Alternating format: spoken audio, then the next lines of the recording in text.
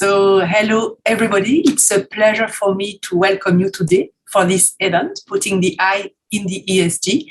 My name is Nathalie de Marcelis-Zarin. I am the CEO of Cyrano, and I am full professor at Polytechnique Montréal. So I'm very pleased to host this event at Cyrano in partnership with the First Nations Financial Management Board, the Native Commercial Credit Corporation, and the Aboriginal Savings Corporation of Canada. I would like to thank Anne-Marie Hubert and her team at EY Canada, who connect the International Sustainability Standards Board and the academic and research community, and Remy Quirion, our chief scientist, is here today. I will pass the floor to Méville Tremblay, invited fellow at Cyrano and senior fellow at CDAO. Méville will be the moderator for this event. Thank you very much. Merci beaucoup, Nathalie. Bonjour et bienvenue à tous. We are close to 150 people registered for this webinar, coming mostly from the investment industry, some from academia, or the accounting and standard setting world. Those 150 people live across Canada, a land occupied by the First Nations for thousands of years before my own ancestor, Pierre Tremblay, sailed to Quebec City in 1647 to become a settler. The more than 60 First Nations on whose land, often unceded, we now live are too numerous to name, but we must recognize that we need to work with them and learn from them if we want to become better stewards of the land we share in a spirit of reconciliation for the benefit of our children and grandchildren. For this to happen, it's wise to start by listening to the First Nation, Inuit, and Métis people. We're lucky because we have today very knowledgeable representatives. The context of this webinar is the center of the International Sustainability Standards Board, the Issb, that will soon open in Montreal. The very same gentleman that you will hear made an impressive presentation to the leaders of the IFRS Foundation and the Issb during their scouting visit in Canada, organized in April by the Canadian Coalition, put together by CPA Canada with the active support of Finance Montréal and Montréal International. So impressive was the presentation that they asked for an encore at the full IFRS Board of Trustees meeting in Montreal at the end of June. And so we thought you would be interested to learn what they have to say. The core mandate of the Issb is to decide what are the key facts that investors need to know to make smart and ESG investments. We believe it must include information about the Indigenous people, but you will see that the issue is broader, as Indigenous people are also investors. Moreover, they also need to access ESG capital for their own investment needs. Toward the end of this webinar, as a complement, Remy Quirion, the chief scientist of Quebec, will talk about academic research on Indigenous issues, and I will introduce him later. There will be, after Remy Quirion, a Q&A period. You know how it works. You go at the bottom of your screen to write your questions, and I will file them to the various people. But for now, let me introduce briefly Jordi Angerford from the Winnish Nation in the Northwest Territories and Yukon. He is the CEO of the First Nation Financial Management Board that assists First Nations in developing and in certifying their administrative and financial management capacity. Jordi has worked for McKinsey, headed the Financial Service Tribunal of BC, and worked in merger and acquisitions as an investment banker in the US. He has also represented his nation at the Arctic Council and many Indigenous conferences. Jordi holds an MBA and an MA in East Asian Studies, both from Stanford, a law degree from UBC, and an electrical and computer engineering degree from Queen's, and a CFA charter on top of that. He is fluent in Mandarin Chinese, having studied for a year in China. Scott Monroe, a Cascadena from Yukon, is the Deputy CEO of the First Nation Financial Management Board. He holds a BA from Queen's and the CPA designation. He is also the Vice Chair of the Canadian Public Sector Accounting Board that sets the standards for the whole public sector. He started his career at Deloitte. Mark Sylvester, a Mohawk, is a founding member and senior advisor of the National Aboriginal Trust Officers Association. Mark is currently leading the Reconciliation and Responsible Investment Initiative in partnership with Share Canada, which is linking Indigenous values to Indigenous investing, as well as helping non-Indigenous investors utilize their portfolio to achieve the goals of reconciliation in Canada. Mark is an advisory board member of the First People Worldwide at the University of Colorado, and he holds a BCom from Mount Allison University. Enfin, Jean-Vincent Huron-Wendat is chair of the National Aboriginal Capital Corporation Association, shorter name as NACA, and chair of two financial institutions he has founded, the Native Commercial Credit Corporation that provides commercial financing to startup and expanding SMEs, and the Aboriginal Saving Corporation of Canada that provides savings products and loans in the real estate, institutional, and commercial sectors. Jean was Vice Grand Chief for 10 years in charge of the public finance and economic development files for the Huron-Wendat Nation in Wendake. He holds a FCPA designation, a Bachelor in Administration, and a graduate degree in accounting from Laval. He received the Meritorious Service Cross from the Governor General. Now, Jordi, take it away, please. Well, merci beaucoup. Thank you very much, Hein Cho. Welcome, everybody. So today we're going to talk a bit about putting the I into ESG. And thank you very much for attending. Scott and I are coming to you from the traditional unceded territory of the Musqueam, Squamish, and Tsleil-Waututh out in Vancouver. Our agenda today, so if we could go to the next slide, we'll talk about who Canada's Indigenous people are. We'll also look about why economic reconciliation is needed in Canada. And then why ESG must include Indigenous principles of sustainability. We call it putting the I into ESG, but basically why the new sustainability reporting needs Indigenous components. And so we'll give you some case studies and examples that illustrate why that's necessary. And then we'll talk about Indigenous investing and Indigenous impact finance. Next slide. So I'll turn it over to Scott. Great, thank you, Jordi. And again, thank you to everyone who's taken the time to meet us today. So I thought it would be important if we could just go back, I think there was one. Okay, next slide. Yeah, thank you. We can just go past this slide. So I think it's important just to remember there are three distinct groups of people in Canada, Indigenous peoples. We have the Inuit. The Inuit are the original inhabitants of the Arctic, living north of the tree line and throughout the Arctic archipelago. We have First Nations people who live in about 630 disaggregated communities. This disaggregation was imposed by colonial laws, including the Indian Act, which we'll speak to a little later. It's thought that before contact, there were between 60 and 70 much larger unified nations spanning 12 separate language families. And from a personal point of view, I'm from the Cascadena people, whose territory overlaps the Yukon, British Columbia, and Northwest Territories. And it's about the same size as the United Kingdom, to give some context. The Métis are people of mixed European fur trader and Indigenous ancestry, whose homeland is centered in Red River, Manitoba, but whose descendants live in many regions of Canada, primarily west of James Bay. The distinct identities of these groups are based on unique governance systems, different languages, and traditional laws. And I'll pass it back to Jordi.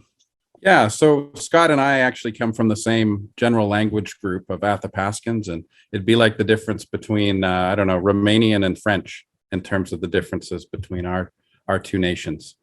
Canada's constitutional and legislative framework So the Crown has the obligation to deal with Indigenous people and their title, and that's goes back to a declaration by the King of England that goes to 1763. And so since that point in time, there's been an obligation for the Crown to treat, in other words, set up treaties with First Nations, and so that individual or companies aren't treating with the nations themselves. It's the government that has to do the relationship. The Constitution Act in 1982 then codified recognizing and protecting Indigenous treaty rights. It's also important to know that Canada last year adopted UNDRIP, or the United Nations Declaration on the Rights of Indigenous People, into legislation. And what that means is that now all Canadian law and administrative processes should be in accordance with the UNDRIP or with the United Nations Declaration. And so what we expect to see there is an increased amount of cooperation and consultation with First Nations, and essentially a philosophy that if it involves Indigenous people, that Indigenous peoples are involved. So nothing about us without us. I'll turn it back to Scott. Thank you. So this slide tries to articulate why economic reconciliation is required. In our view, there's a number of reasons. I've listed a few on this slide.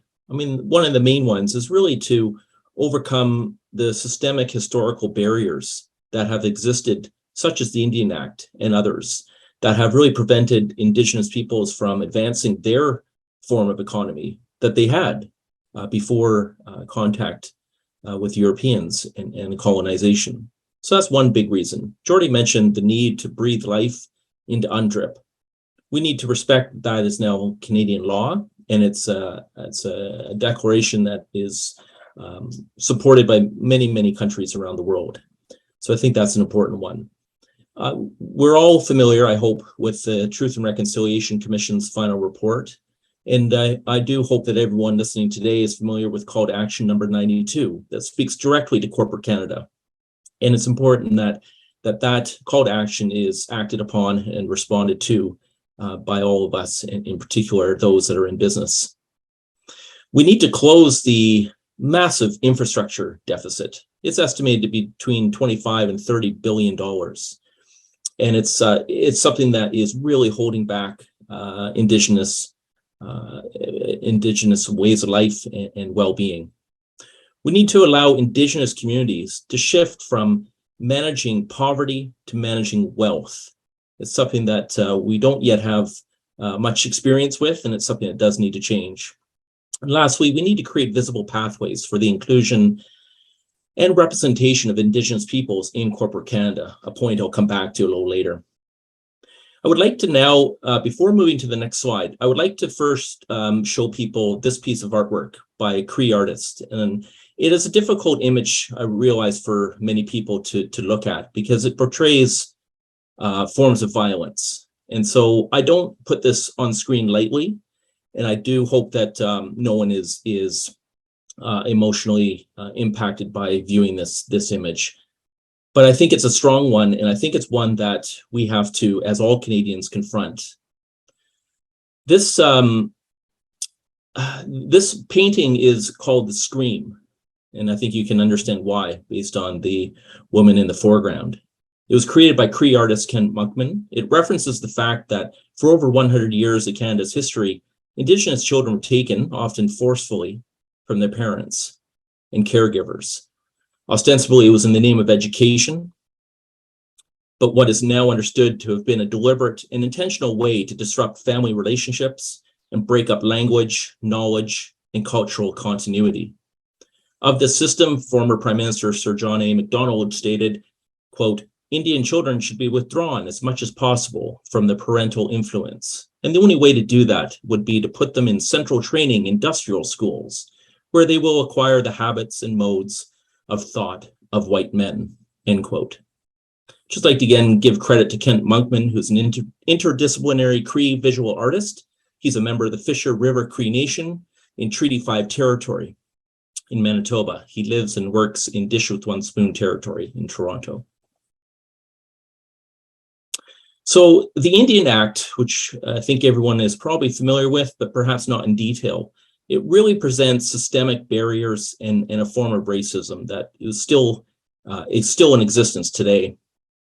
The Indian Act prevented Indigenous peoples from participating in Canada's economy by various means. For example, it forced people onto reserves of land, often far away from the resources and in less desirable locations such as floodplains.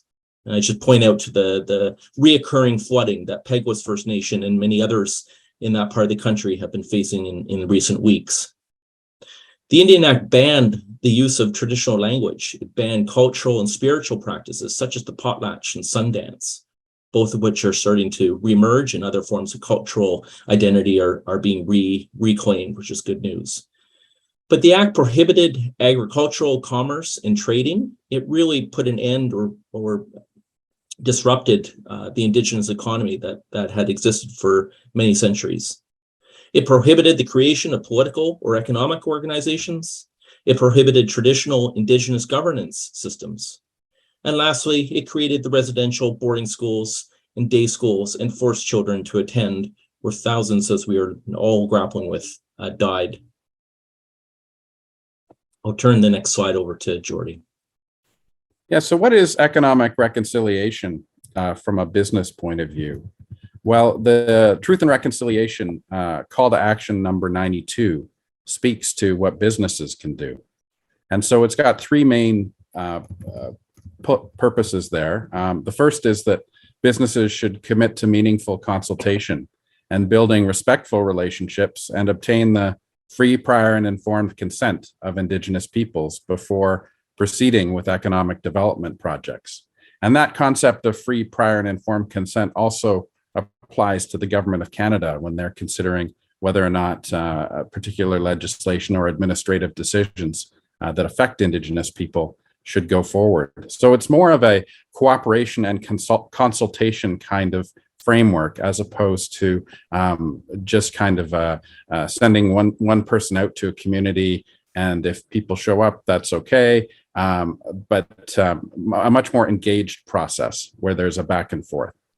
It also asks that companies ensure that Indigenous peoples have equitable access to jobs, training, and educational opportunities in the corporate sector, and that Aboriginal communities gain long-term sustainable benefits from economic development projects. And we'll talk about some of the reporting that measures these sorts of things going forward.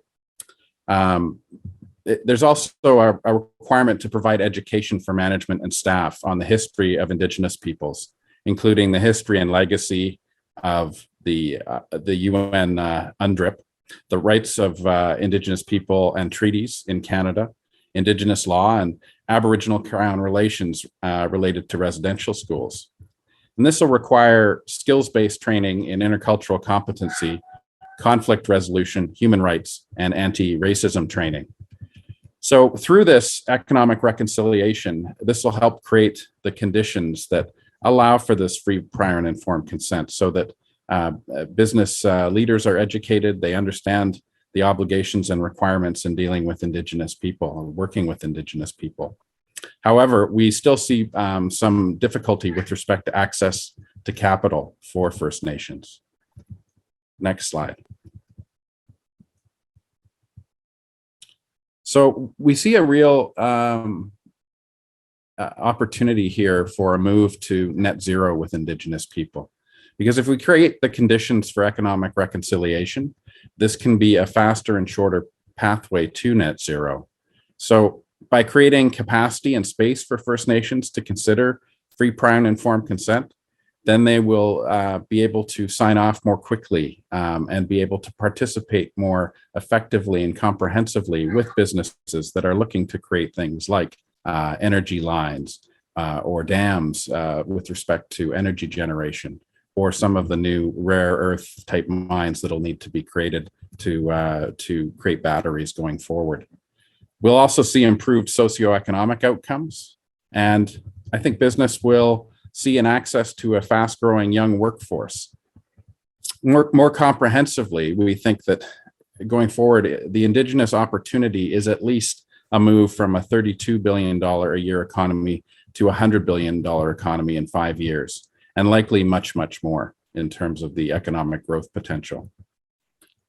For example, turning to the next slide, if we look at the productivity gap between Indigenous people, and this is based on human capacity, we see an opportunity to increase the economy of Canada by about $28 billion a year, and a 1.5% boost in Canada's GDP if we bring Indigenous people in the economy, if we have Indigenous people who are educated and who are taking up the opportunities to work within the mainstream economy. So there's a tremendous financial upside that's attached to economic reconciliation. Scott? Thank you. So we believe that Indigenous sustainability principles can make Canada a leader in this field. This is a primary argument that we have presented to, as our facilitator Miville mentioned, to the Issb recently, and we believe that by including Indigenous reporting and disclosure through the presence, arguably, of the Issb Center in Montreal, Canada can lead in this space. But it really does depend on, I feel, on the inclusion of Indigenous principles and knowledge and other aspects. ESG investing, guided by the recognition of Indigenous rights, I believe will reduce risk and actually attract capital. And I think we'll hear a little more about the investing side of things shortly from Jean and Mark. First Nation bonds that are being issued today and have been issued for the last several years by the First Nations Finance Authority are routinely oversubscribed by ESG investors. These bonds that are being sold by the FNFA, and I'll mention there's been over $2 billion of bonds issued to date. These bonds are tied to the United Nations Sustainable Development Goals. So they really fit very nicely into an ESG portfolio. And I now know of municipal governments, even in Canada, that are adding these bonds to their portfolio for exactly that reason. We believe that reconciliation, reporting, and inclusion of Indigenous peoples can really create the conditions that are needed for free, prior, and informed consent to emerge and to be operational in this country. So we'll talk a little bit about risk factors. We believe these risks that we're talking about really stem from a lack of free, prior, and informed consent, from the degradation of resources and the environment, and from human rights violations. The failure to consider Indigenous rights creates material risks to investors. For example, and I'll come back to this in a moment, the Dakota Access Pipeline failure in the United States cost $12 billion US. The Northern Gateway project, which also failed in British Columbia, is perhaps another example of how not to do those type of projects. We believe that free, prior, and informed consent actually creates certainty for natural resource extraction. Some might call it social license. I think it goes beyond that. I think it's a commitment to be equitable and inclusive from an economic point of view. And really, Indigenous inclusion, we believe, mitigates investor risk in ways that other mechanisms simply cannot do. We'll move on to the next slide. So this is a case study example of the social cost and material loss that the Dakota Access Pipeline presented. And as you know, that ran into all kinds of conflict because rights holders, Indigenous peoples, just really could not see how this project was addressing their environmental concerns and other social concerns. And it's been estimated that it presented a $12 billion price tag that could have been avoided, that ultimately investors had to bear. There were losses to banks and all other participants in this project. So Indigenous risk factors generally, there's a more broad list that we can speak to here. If there's an unwillingness or a failure to include Indigenous nations and their goals in ESG standards, and in particular the net zero investments that are needed in North America, we can expect to see risks emerge that relate to the infringement of Indigenous rights, which as we know, can really lead to the probable rejection of net zero projects. It's very difficult for a community to say yes to something when they're just not feeling respected and not feeling that their concerns and perspectives are being listened to.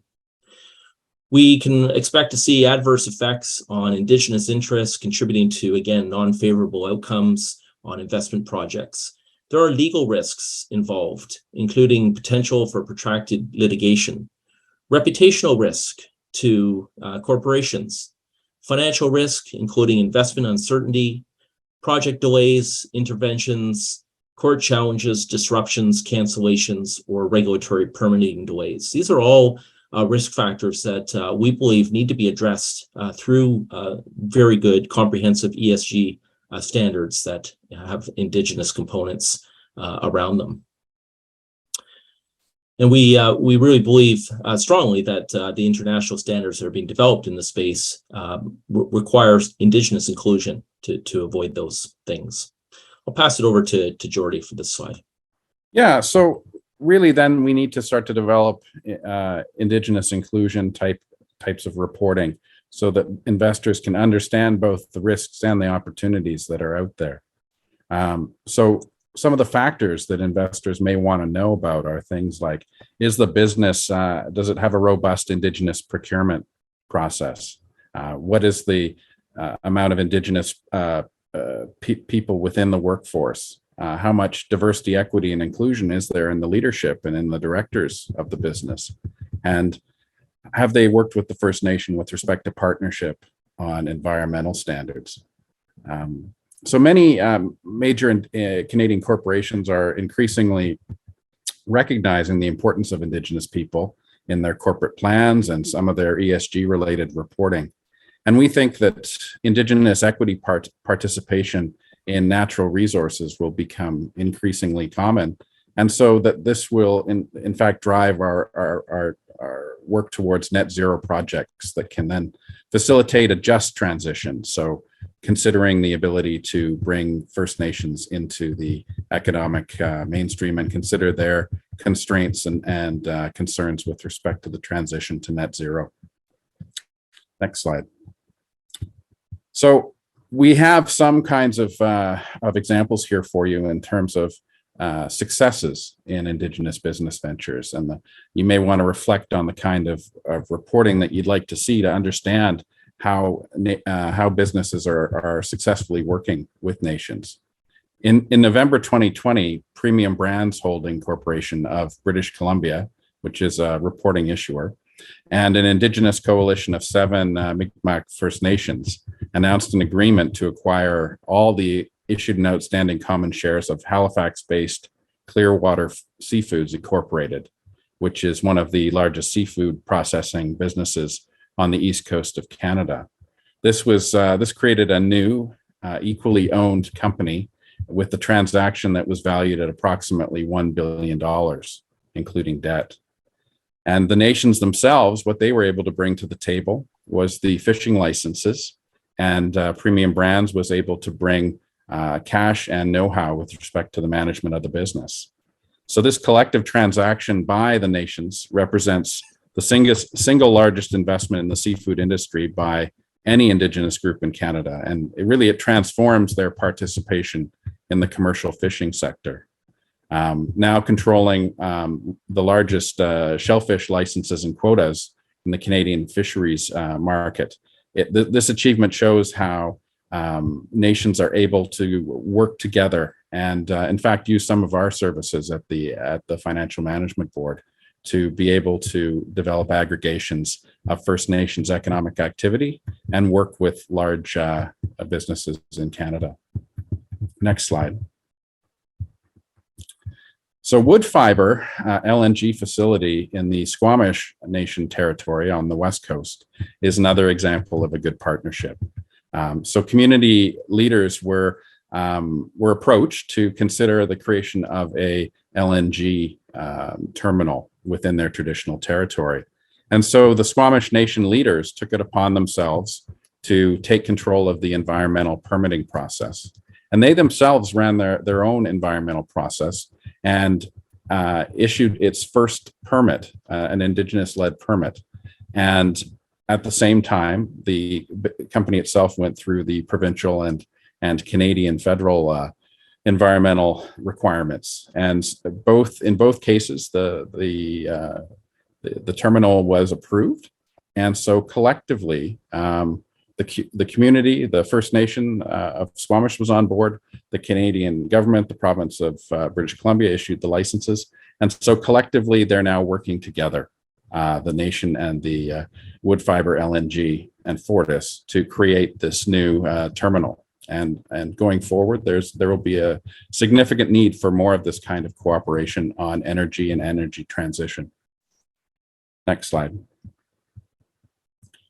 TC Energy Corporation recently signed option agreements to sell a 10% equity interest in the Coastal GasLink Pipeline Limited Partnership to Indigenous communities that were across the project corridor.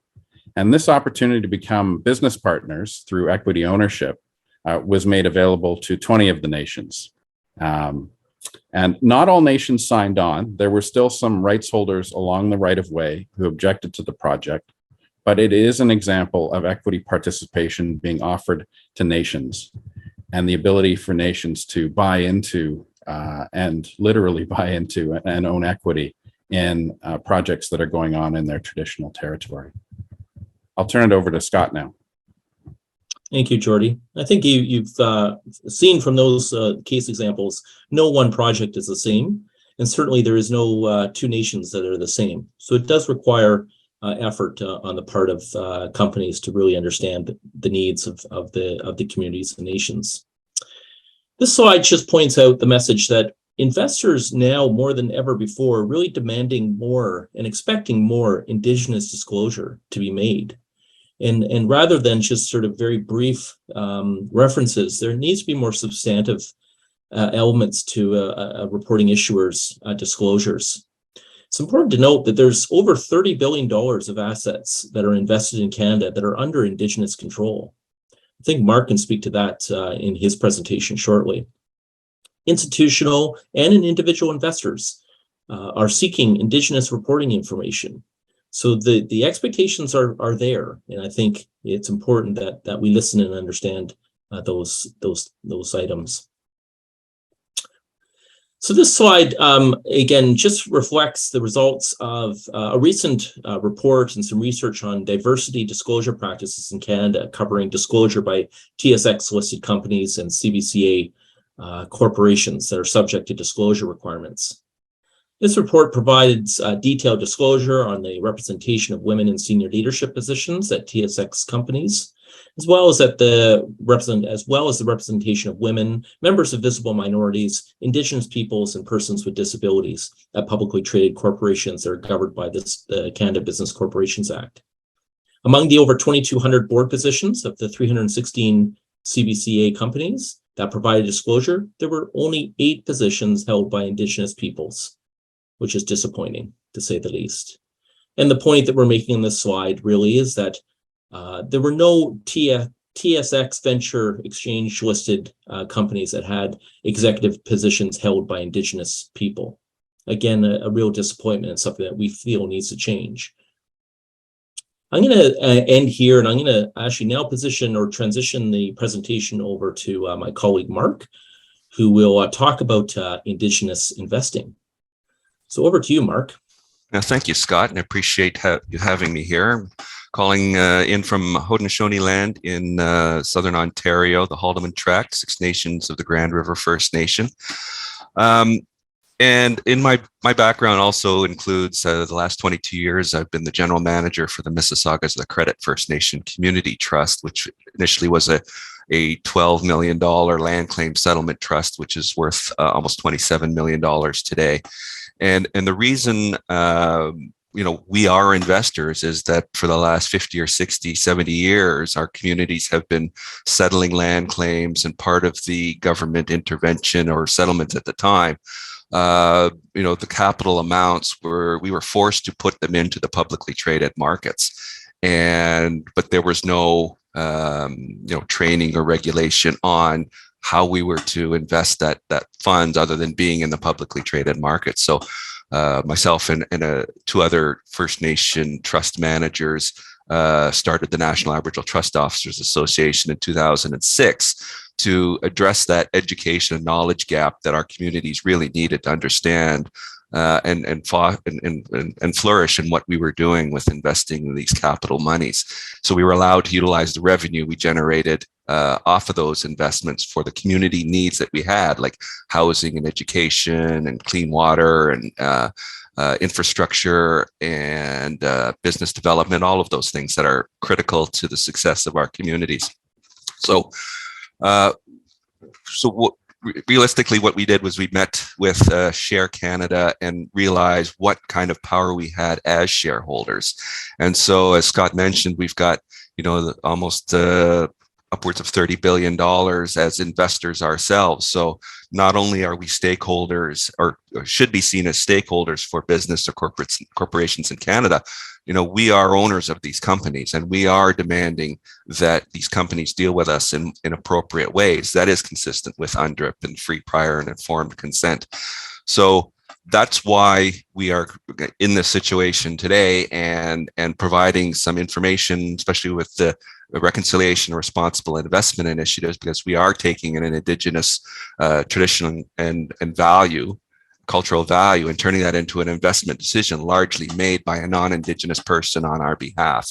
And we really are taking an active stake in being active shareholders with these companies.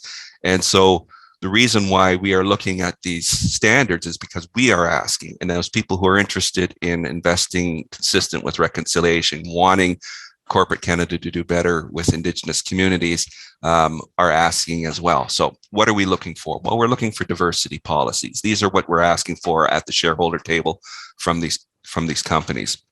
What does your board look like? What is your policy in terms of hiring, and what's the background of the people who are in your organization? What is your procurement targets? Are you actively seeking to buy goods from Indigenous-owned companies, which helps us develop our economy to contribute to the Canadian economy? Next slide, please. We're looking at employment and advancement. What are the barriers, the systemic barriers that have kept Indigenous peoples out of the corporate world? We are trying to reduce them. We are working with companies to try to make sure that they have active recruitment and retention policies in place for Indigenous peoples in their own organizations. Because how do we get these seats on these boards if we can't have people working our way through these organizations, developing the skilled background and experience necessary to be? Because we're not just asking you to put Indigenous peoples on boards for just because it looks good. No, we want that qualified recognition of appointment where it's appropriate and where it's necessary. Training and education, part of Call to Action 92 talks to how the company is providing education for their own workforce on the interactions with Indigenous peoples in terms of history, and where, in some cases with extractive-based companies, where they directly interact with Indigenous peoples and communities. Next slide, please. And we're also looking at Indigenous rights. How do these companies factor in free, prior, and informed consent? Are they actively trying to incorporate, the concepts of UN Declaration of the Rights of Indigenous People? And lastly, what is their community investment? What are they doing to help further training or partnerships with our Indigenous communities? Because as we are trying to make the case that the inclusion of the Indigenous communities and peoples within the Canadian economy is a net benefit to the Canadian economy. It doesn't just build up the Indigenous community and take away from the non-Indigenous Canadian community. It actually, a rising tide raises all boats, as the saying goes. So if we move to the next slide, please. So as I mentioned, we partnered with Share Canada, Shareholder Association for Research and Education, and their mandate is to try to help investors become active shareholders. They are largely their membership are foundations, pension funds, family offices, and now through our interaction with them, Indigenous trust funds. So they're really covering the full gamut. So where Indigenous communities may be in charge of $30 billion, we're partnering with this organization that is $90 billion worth of investment funds.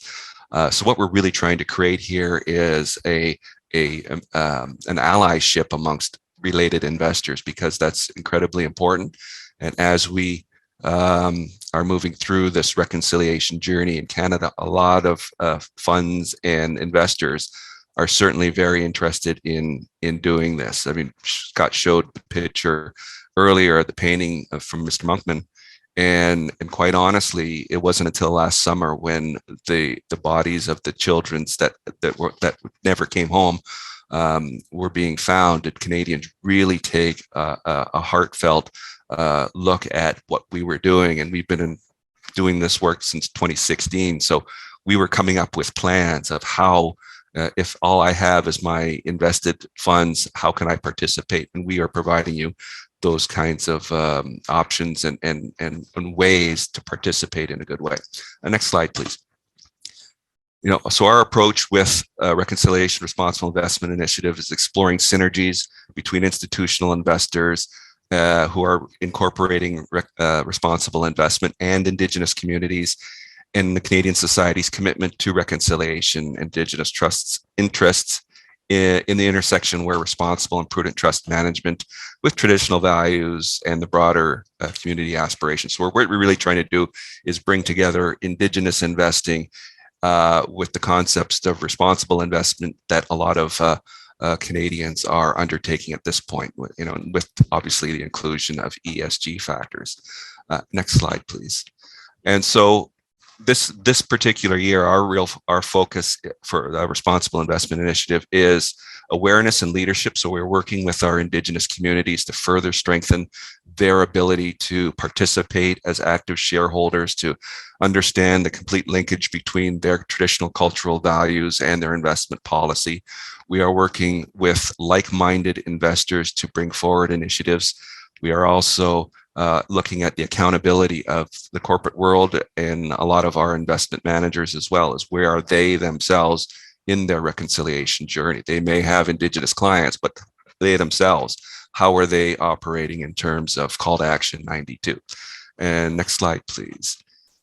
And I'd love to show you this example of shareholder activism at its greatest. The TMX group, we brought forward a shareholder proposal last year, asking them for a report on to their shareholders on their journey with Indigenous employees, the recruitment, retention, what their procurement spend is with Indigenous-owned companies, and they're working with Indigenous organizations to help them further those goals along. And the next slide, if you're looking for, this is exactly what we had asked for from them. And one of the things being in the room, having those discussions with this group, was at first they were hesitant, but when we showed them there was a pathway for them to actually achieve the goals they were actually talking about trying to achieve with regard to diversity and inclusion, we introduced them to the Canadian Council for Aboriginal Business, which has a progressive Aboriginal relations program already in place, where it's a third-party audit for a corporate entity to take them through. Where are you? What you need to do with regard to creating what we call a reconciliation action plan. And we've brought this forward not only with the TMX group last year, we've had some very successful engagements with other companies this year. My own trust led one with Bell Canada, and we fortunately didn't have to go to a shareholder vote. They just agreed that this was a good, positive step forward for themselves. So this is the kind of thing we are asking for, and it's not because we are saying this is necessary because it's a good thing to do. We're saying that this is a positive step, that we are trying to protect our investment in these companies ourselves. And so we are looking at it from a different perspective nowadays based on the ability that we've got as shareholders. And I'll be happy to answer questions at the end if you have any. And at this point, I'd like to turn it over to my good friend Jean. Right, so thank you, Mark. D'abord, merci Méville pour l'introduction au départ. Bonjour à tous. Très heureux d'être avec vous aujourd'hui. From the Huron-Wendat Nation land, good morning or good afternoon, everybody, depending where you live in Canada. It's a pleasure to talk to you today about the Indigenous Impact Finance. Also, I would like to thank Cyrano for inviting us, and thank you to the participants for attending today. If I had to describe most of my career in few words, I would say that I have always sought financing solutions for Indigenous people. Throughout of my career, I have participated in the establishment of various Aboriginal financial institutions in a context where access to capital is difficult, considering the existence of several barriers. We will come back to this in a few moments.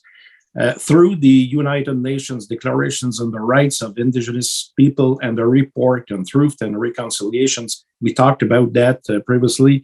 I would say that a new era begins in the relationships between the Indigenous people of Canada and all Canadians. According to the reconciliation process, access to capital for Indigenous people is one of the main pillars to close the socioeconomic gaps between Indigenous people and the rest of Canada. Closing the gaps could lead to a 30 billion annual contributions to the Canadian GDP, while improving the living conditions of the Indigenous people, according to the National Indigenous Economic Development Board. Next slide, please. We have said that ESG investors need to access to relevant information on how corporate behavior affects Indigenous people in negative or positive ways. We have said that Indigenous investors need the same information to make their own ESG investments. Now I will show you that Indigenous people need access to ESG investments, impact investments in particular, to build stronger communities. Those investments will likely provide better returns, both social and financial, if they are made in close cooperations with Indigenous financial institutions. Next slide, please. And next one. All right. Now let's talk about the barriers that Indigenous people are facing to access capital. First, the Indian Act of 1876 is a product of the past Canadian colonialism, whose objectives was to eradicate the Indigenous people. Fortunately, we are far from that today. This law was never designed to accommodate the economic aspirations of First Nations. Under the false pretext of protecting Indians, Section 89 does not allow financial institutions to take the usual guarantees on property located on reserve. The Indian Act creates an environment of uncertainty for investors and additional barriers in accessing capital, discourages investments, and forces many First Nations businesses to operate on a cash basis. Second, remoteness of many First Nations means that they do not have physical access to financial services. Almost of the communities do not have banks close to the limit of their territories. Due to low rates of internet connectivity for rural and remote communities, there is a lack of access to digital and technological solutions which could fill this gap. In combination, these factors lead to low rates of financial literacy for many Indigenous communities, which increases the likelihood of an Indigenous person having a poor credit score. In addition, the particular legal context and the remoteness of communities' cultural differences add another element that fuels the perceptions of investors that the First Nations constitutes a riskier market. Also, Indigenous governments face barriers in exercising control over lands and resources, including the lack of consultation, economic marginalization, and exclusion from participating in major resource projects. This exclusions decreases potential of own sources of revenues, which could be used to secure additional financing. And finally, we could add other barriers such as higher costs of doing business, complex government funding regime, and underinvestments in housing and infrastructures, just to name a few of them. Next slide, please. Unfortunately, there are no recent studies that specify the amount of capital required to meet the demand of Indigenous peoples. By consulting various surveys carried out in recent years, including those carried out by Waterstone Strategies, ATC Innovators, the National Indigenous Economic Development Board, and the Assembly of First Nations, presumably $200 billion may be a realistic number to consider. Just for housing and infrastructures, $60 billion would be necessary to resolve the actual crisis, when the commercial sector alone would need more than $80 billion. The question is more how to access capital than how much, bearing in mind that improving access to capital will translate into more investment. And next slide, please. I talked about the barriers, but let's talk about the solutions, because there are solutions. As I already said, the question is not how much capital we need, but rather how to access this capital regardless of the amount. Because when you have a good project, the money is always there. Despite the barriers, the solution is to build a bridge between the financial markets, where the capital sits, and the First Nations, in which there is a whole range of interesting and profitable investment opportunities. In a snapshot, let me introduce you some interesting accomplishments we have achieved over the last 30 years. It's not exhaustive, it's just a few examples. In the province of Quebec, we have set up SOCA, that is Société de Crédit Commercial Autochtone, or in English, the Native Commercial Credit Corporations, in 1992, with an initial $5 million capital coming from the federal government that we matched with the bank's line of credit. In the over the last 30 years, we have made $100 million in loans, and we have financed more than 800 private and community business projects. We have developed our own collateral tools to overcome Indian Act barriers and have kept loan losses to less than 0.25%. SOCA is one of the 59 members of the National Aboriginal Capital Corporations Association, for which I am currently the chairman of the board. The network, over the last 40 years, made developmental loans valued at close to $3 billion, keeping the loan losses under 5%, and helped 50,000 Indigenous businesses across Canada. In 2021, NACA launched the Indigenous Growth Fund, a fund of $150 million, from which the Aboriginal financial institutions, members of NACA, can borrow additional capital to make more loans to their clients. Canada put $50 million, Business Development Bank of Canada $50 million, Export Development Canada $35, and Farm Credit Corporations another $15 million.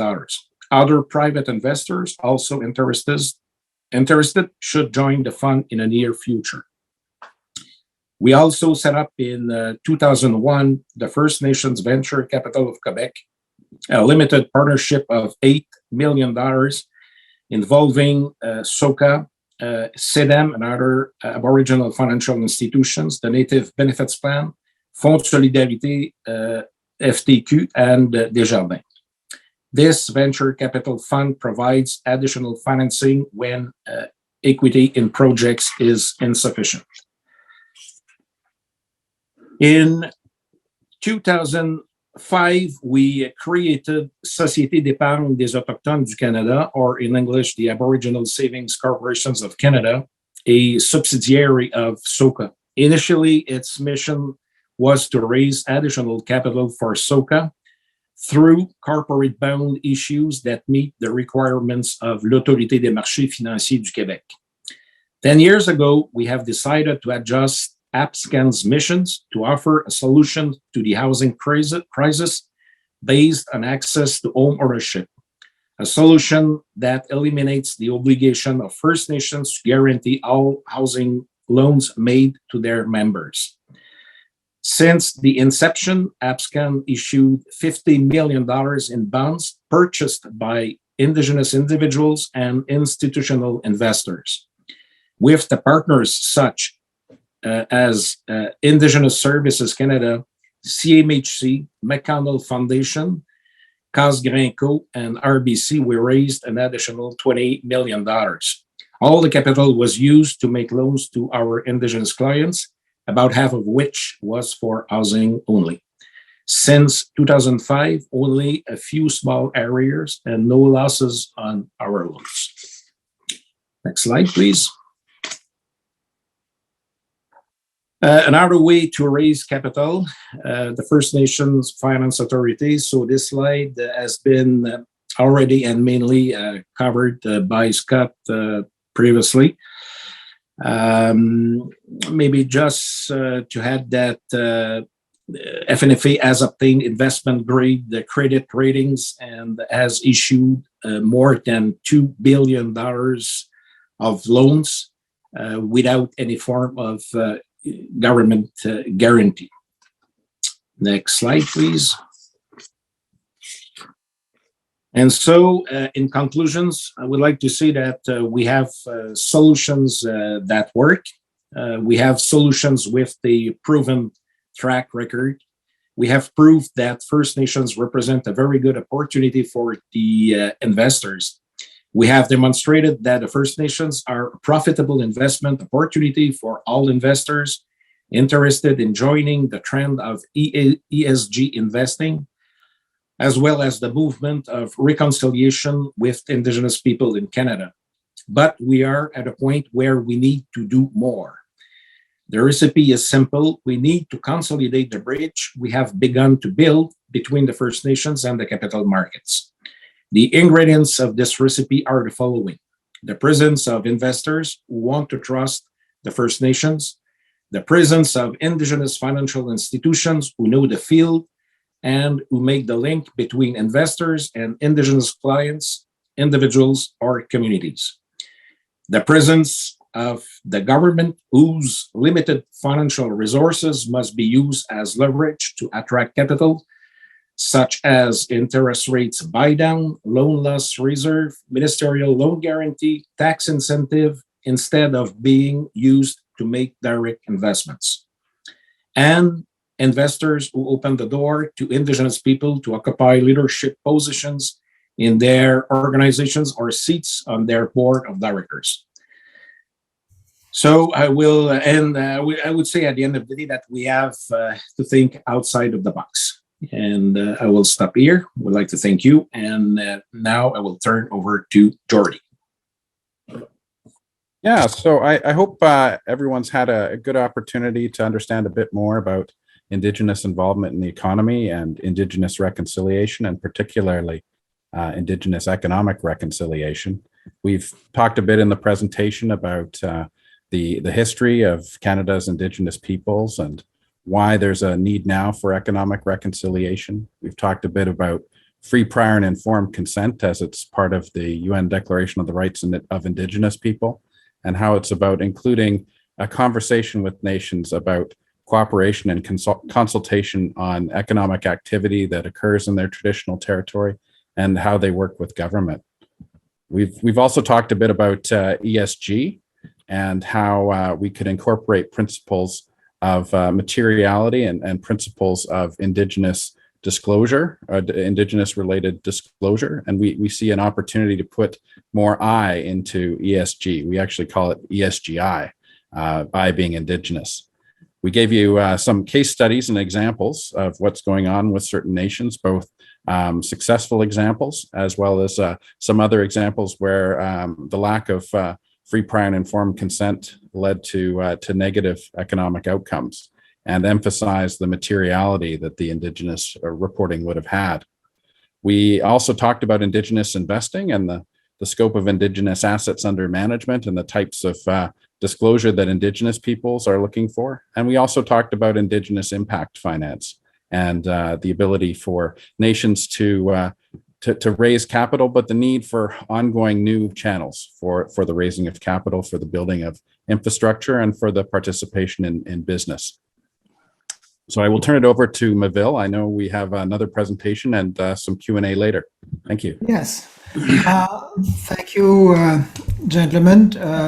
This very interesting presentation, and I've seen on the comments and the Q&A, many are wondering whether this presentation will be shared. I think it should be. We should be able to organize this, and we'll follow up on this request. In the meanwhile, if you've got substantive questions about the presentation, please start to shoot them away in the Q&A section at the bottom of your screen. While I introduce our last speaker, Remy Quirion. As a chief scientist, Remy advises the government of Quebec on matters pertaining to the development of research and science. He chairs the three Quebec research funds, one for health, the second for nature and technology, and the last one for society and culture. Remy was, and I guess still is, a full professor of psychiatry at McGill University. He was a scientific director of the Douglas Institute Research Center, associate dean, faculty of medicine, always at McGill, and executive director of an international research strategy for Alzheimer's disease. Remy has recently received many numerous distinctions, including Officer of the Order of Canada. He's a Fellow of the Royal Society of Canada and a Knight of the National Order of Quebec. He holds a PhD in pharmacology from the University of Sherbrooke. Remy, la parole est à toi. Oui, merci beaucoup, Miville. Merci à Nathalie, merci à Cyrano d'avoir organisé la session. It's really a pleasure and it's great to be with you. I'll be brief, and I must say right from the start that I learned quite a bit from the four colleagues, from Jean, from Scott, from Mark, and Gordy. Learn much more from you than you will learn from me.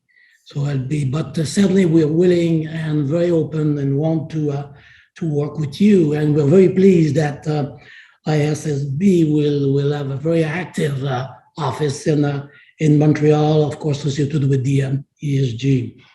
So maybe very briefly on my two hats, maybe mention the Fonds de Recherche du Québec and the Chief Scientist position. So for the past 10 years, advised the government of Quebec on all aspects of research and innovation in many different fields. Of course, very busy during the pandemic, but was exciting. In addition to that, chairing the board of the three research funds in health, in science and engineering and technology, and the other one, social science, humanity, and arts and culture. My other hat is that I'm the president of the International Network for Government Science Advice, INGSA.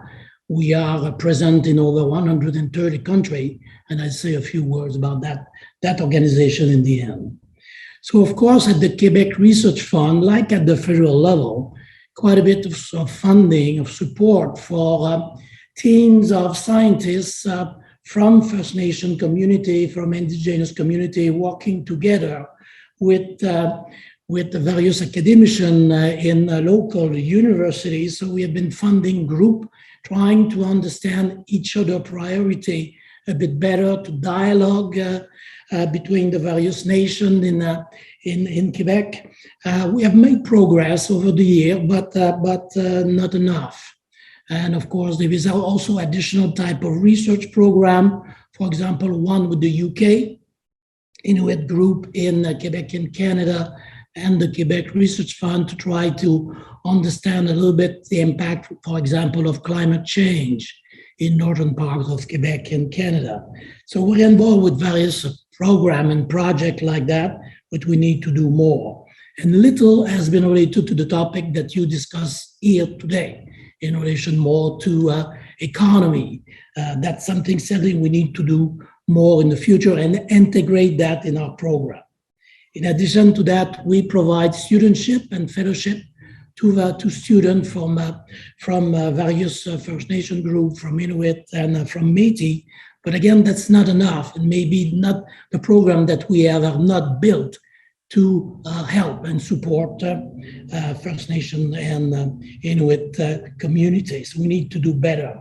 Also, we need to understand better values and sense of belonging of these of the younger generation. This is something that we want to do much more over the next 5 years. The timing is good. I was listening to you and you mentioned some of the community, 3 main group, First Nation, Inuit, Métis. You also want to bring many of these nations, mention managing poverty to managing wealth. And certainly I really like that phrase, that sentence, and that objective. And hopefully we could work together on trying to work toward that goal. Here in Quebec, few elements that make it possible, I think, over the next few years. We just launched on May 19 the new Quebec Research and Innovation Strategy. Overall, $7 billion over the next 5 years, significant investment, research and innovation. At the level of the Quebec Research Fund, we are just launching our new strategic plan for the next few years. What's different in these strategy, both Quebec Research Funds and the Stratégie de Recherche Québécoise? Well, a lot of focus on SDGs. You have talked a lot about that, so they'll be integrated in many of our programs, and certainly there we can learn from you. Another big one is ADI, Equity, Diversity, Inclusion, making sure that no one is left behind. So that will be integrated in many of our programs. And of course, a huge issue in Quebec, in Canada, I would think, the workforce, talent, missing people, or in many different fields, from construction to mining industry to artificial intelligence and so on. And of course, your nation, quite a lot of young people in your nation, I think we need to find a way that we integrate better these the knowledge of these and the energy of the new generation in our workforce. So certainly ADI and SDG will be key. What we have done over the past few years, past year and a half, is to establish a working group with the Secrétariat des Affaires Autochtones of the Quebec government, with 15 nations in the province of Quebec, and discussing, okay, what's needed at the level of various community. How can we help? How can we support local need? That could be in terms of training. That could be in terms of knowledge, in terms of know-how. So we want to build capacity. We've discussed quite a bit with the Innu community, also with the Inuit community in northern part of Quebec. And we want to start to develop more.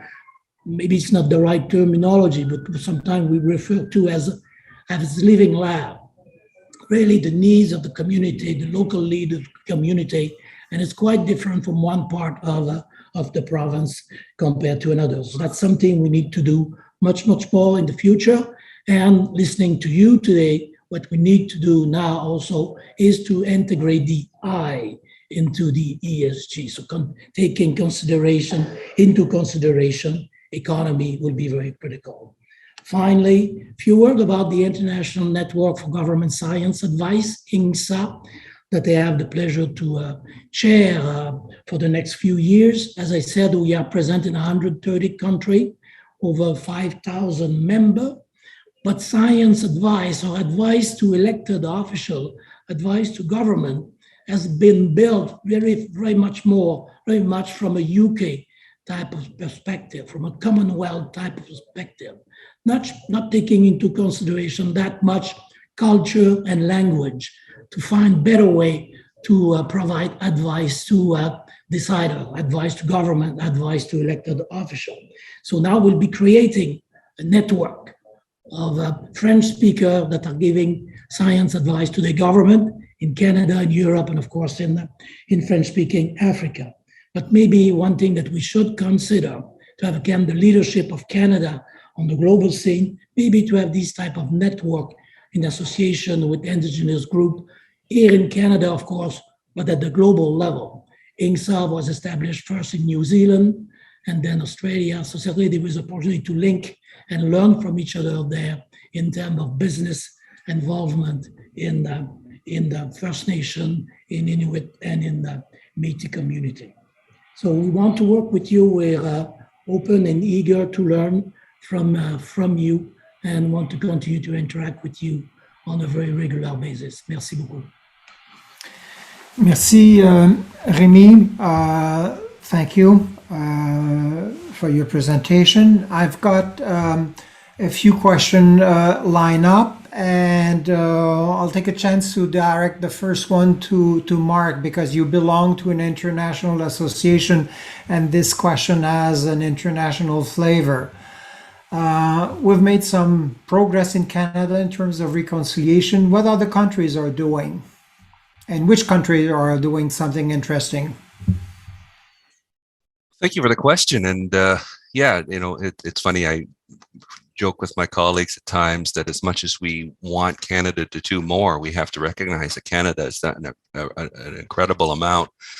And where we are seen as leaders internationally in this. I was on a UN panel, and the person speaking after me was from Russia and said that Canada didn't seem like a country on the other side of this planet. It seemed like it was on another planet altogether, given the differences in our two governments' approach to Indigenous issues.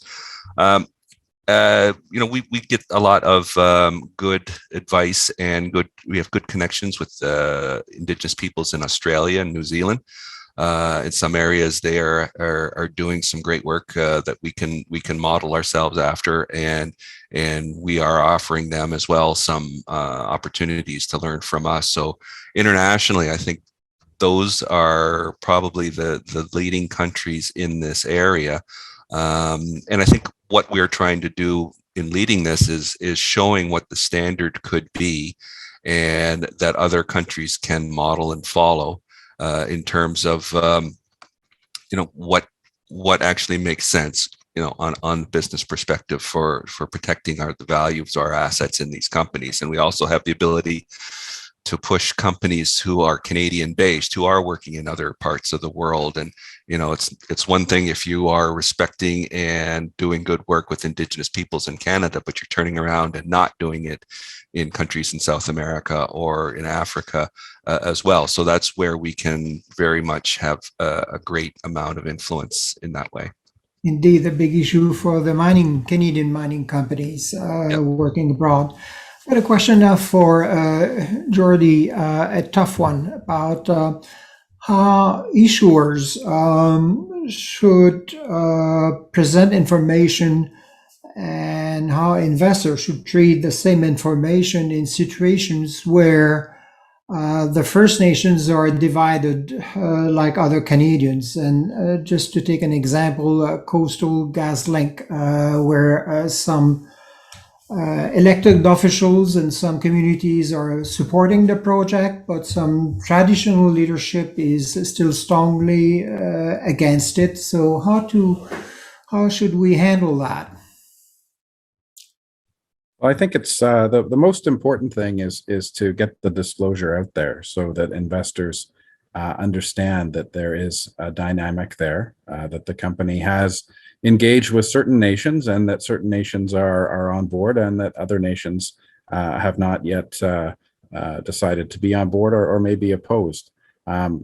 With respect to each individual nation, FPIC is not itself a veto, or likely is not a veto. It's never been gone to the courts. But I think investors need to get a lay of the land and understand the risks and the opportunities with respect to the particular project. I don't know if you guys had some other thoughts on that.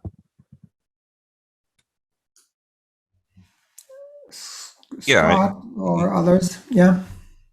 Yeah, I just mentioned that earlier we were talking about this, that, you know, you have to look at it potentially, if you're an investor, is that a risk to the money that I'm willing to put into company A versus company B? Also, too, it also speaks to how you look at Indigenous issues, because you can't look at it as one huge umbrella where regionally we have, you know, different communities that Scott pointed out that culturally and regionally there are differences. You know, one Indigenous community is not the same as another. Where there are some similarities, there are obviously a lot of differences, and that's part of what we are hoping that, you know, the disclosure shows that, okay, you know, ultimately, is this a risk to the money that I'm willing to put into this project? I would just add the one of the fundamental things that came from the Truth and Reconciliation Commission is the request for people to listen and learn and take it upon themselves to learn. I think that's a responsibility we all hold, and I think it applies in this particular scenario. So, you know, listening, taking the time and making the space to listen and to give other people the floor, the Indigenous rights holders, the space to communicate in their way, on their terms, maybe in their land and territory. I think that's an important, and it might feel different than what a normal transaction feels like. So I would just ask that maybe look for those different ways of going about that consultation. A question possibly for Jean.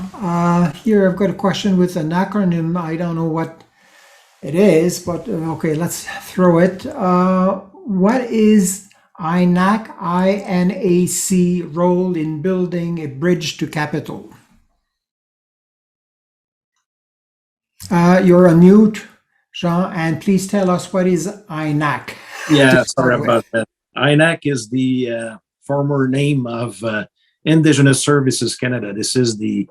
It was the Indigenous and Northern Affairs Canada. But I would say that over the years, so they have changed the name a couple of times. So now we're talking about Indigenous Services Canada. So, yeah, I would say that we are working with them in close partnership, and I would say that they are doing different things. I'm going to be brief on that, but they provide equity funding for businesses. They provide funding for the kind of R&D work that we are doing in order, you know, to strengthen the bridge between the capital markets and the First Nations. Also, they provide some funding in order to buy down the interest rates. So then, when we borrow from a bank, so then they contribute in order to buy down the cost of this capital. They provide some funding in order to offset some loan losses when we are able to qualify our loans as developmental lending. They provide ministerial loan guarantee in order to mitigate the risk. And also, I would say that they help a lot in order to work in partnership with the other agencies as well. So I would say that Indigenous Services Canada is a very strong partner at this point in time with us. And at the end of the day, and we are trying to convince them that at the end of the day, maybe we should use government funding as a leverage, and instead to use government funding as direct investment. So we would like to use it as a leverage in order to strengthen, you know, this bridge that we are trying to build between the capital markets and the First Nations needs. To absorb losses and yeah, secure it could be under the form, interest rate buy down, the loan loss reserve, ministerial loan guarantee, and so on. So there are different ways where government could help in order to buy down the cost of the capital and also to mitigate the risk for the investors who would be interested to put their money into the First Nations. Mark, in the funds that are part of your organization, are people looking for the highest return, or are they accepting some projects where the returns could be lower, but the social benefits, the social impact would be seen as beneficial? Yeah, I think that's a lot of the discussion we are having, and and a lot of the discussion, says that we don't have to sacrifice return for having that impact. But it's the broader discussion of what are the values of the community that is investing at this time, because generally we were just told, hand your money over to a qualified company and then go sit down and be quiet and let us do our job. But I think that really caused a lot of issue where companies are getting into your portfolio that may have a direct impact on your rights and or climate change or those issues that are very important to Indigenous peoples. And so, incorporating Indigenous values into your investment policy really is going to ensure that you're going to get the good quality companies that are doing, as we're finding out now, who are looking to Indigenous communities and ways of knowing to operate in a more profitable and better way. So we would initially, when we had that conversation, we can earn a profit, but at what cost? And a lot of times the cost was our Indigenous fiduciary. So for us to be able to make a decision and put something into our portfolio or recommend that or create the guidelines for our managers to put things in our portfolio, we have to think about our future generations and how our decisions today impact on them. So when I talk to Indigenous fiduciary, that's what we're talking about, is our responsibility to our ancestors, but our future generations for decisions we make today. Jordy, could you tell us a little more about the Financial Management, First Nation Management Board role in reassuring investors that the money will be well spent, that there'll be good governance, and that the reports that needs to be made will be made, and so on and so forth. So could you tell us a bit about your contribution? Sure.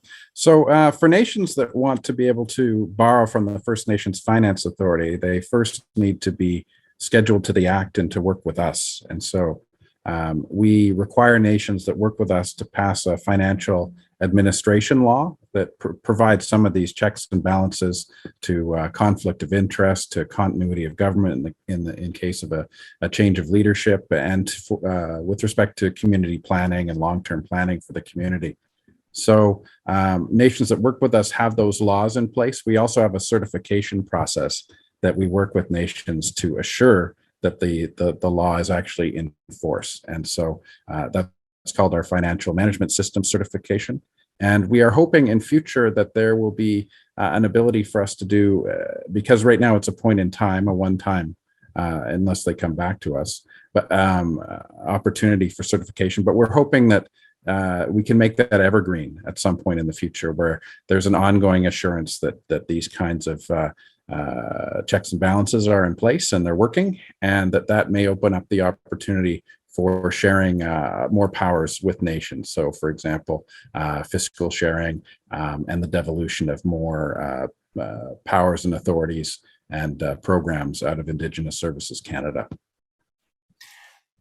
I understand now that the money comes through a very specific channel. Do you think that other channel could use or benefit from the reassurances that the certification brings to the skills and the competence of local management? Oh, certainly. I mean, I think, it's quite possible that banks may may look at that certification and determine that it's something that they think is critical to their risk ratings for particular nations that they're lending to, or that business partners may like to see that kind of confirmation that there's good governance in place with the nations that they're partnering up with. Yeah. For sure.